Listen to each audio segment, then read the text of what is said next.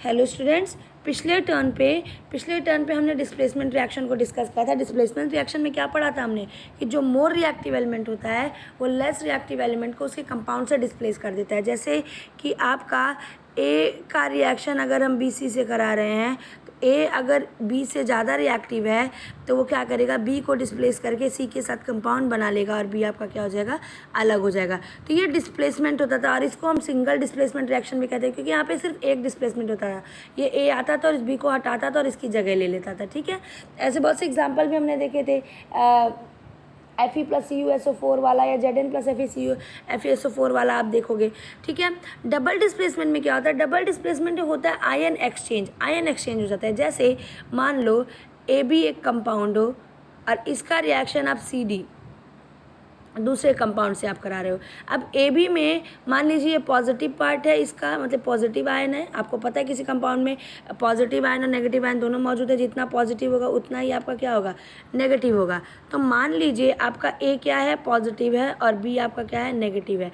ऐसे ही CD में C positive और B आपका नेगेटिव। तो यहाँ पे क्या होगा, इस कंपाउंड का पॉजिटिव पार्ट इस कंपाउंड का पॉजिटिव पार्ट इस कंपाउंड के नेगेटिव पार्ट के साथ चला जाएगा और इस कंपाउंड का पॉजिटिव पार्ट इस कंपाउंड के नेगेटिव पार्ट के साथ चला जाएगा। इसका मतलब जो कंपाउंड बनेगा वो कुछ ऐसा बनेगा, AD प्लस BC, ये कंपाउंड आपका बन जाएगा। तो आप यहाँ पे देख रहे हो, यहाँ पे हो क्या रहा है, यहाँ पे आयन एक्सचेंज हो रहा है। क्या हो रहा है, आयन एक्सचेंज हो रहा है।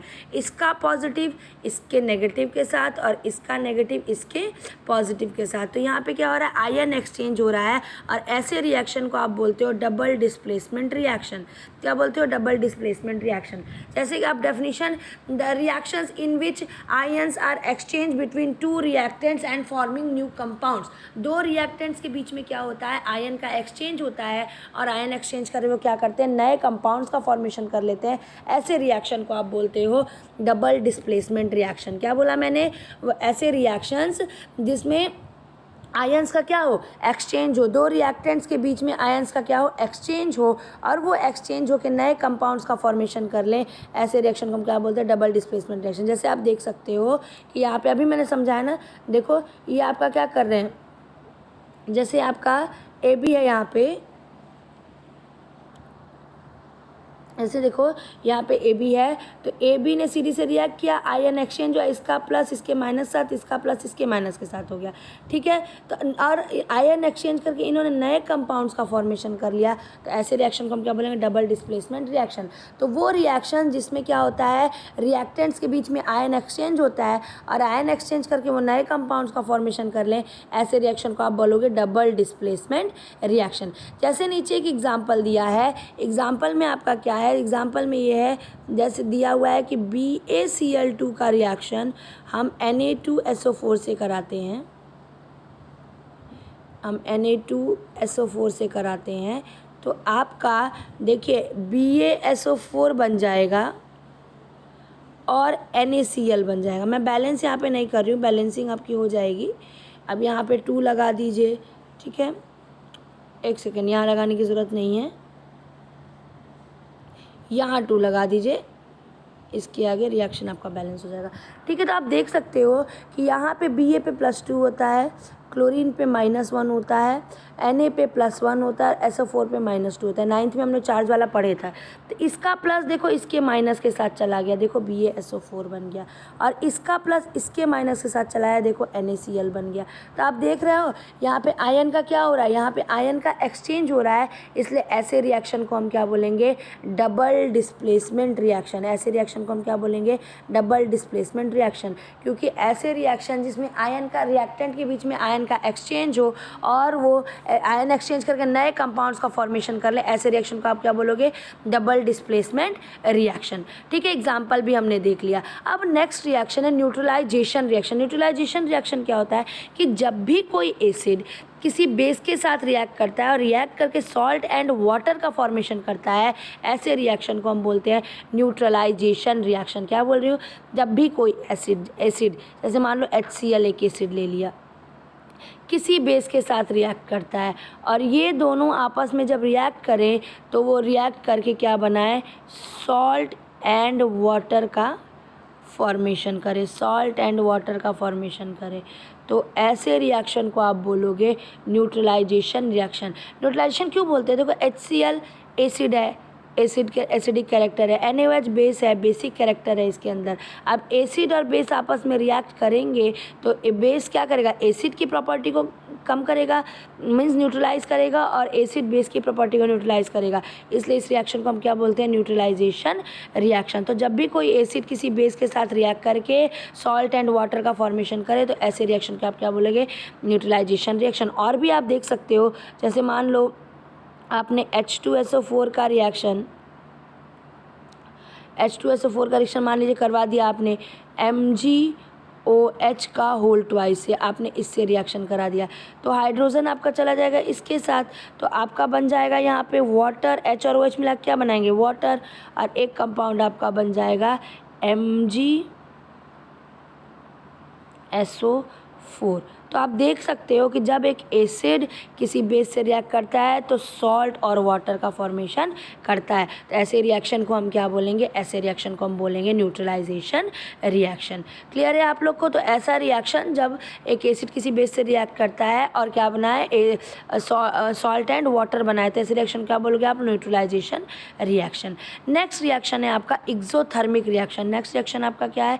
नेक्स्ट रिएक्शन है आपका exothermic reaction.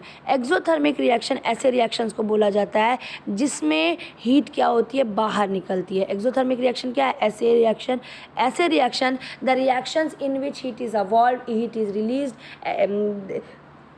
Are known as exothermic reaction. जैसे कि हम लोग कोयले को जलाते हैं ऑक्सीजन में, कोयले को आप बर्न करते हो तो आपका बनता है ना, कोयले को कार्बन से C से डिनोट करते हैं, और ऑक्सीजन के साथ आप इसको रिएक्ट कराते हो तो ये क्या होता है? ये बर्न होता है तो ये CO2 रिलीज़ करता है, और साथ में देखो हीट एनर्जी रिलीज़ करता है कि नहीं करता है? करता है ना। हीट आपकी क्या हो रही है? बाहर निकल रही है। हीट एनर्जी आपकी क्या हो रही है?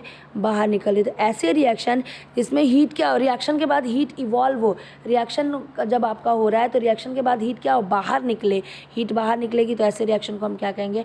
ऐसे रिएक्शन को हम बोलेंगे एक्सोथर्मिक रिएक्शन। जैसे आप लोगों ने देखा होगा कि चूने में हम लोग पानी मिलाते हैं, चूना आपका क्या होता है? CaO। आप CaO में आप वाटर मिलाओगे, और जब CaO में आप वाटर मिलाओगे तो कैल्शियम हाइड्रोक्साइड बनता है और हीट बाहर निकलती है। देखते हो ना, जब चूने में आप पानी मिलाते हो तो जो सॉल्यूशन होता है वो एकदम गर्म हो जाता है। एकदम गर्म होने का मतलब कि वहाँ पे क्या हो रहा है? हीट बाहर निकल रही है, हीट इवॉल्व हो रही है। तो ऐसे रिएक्शन को हम क्या कहेंगे?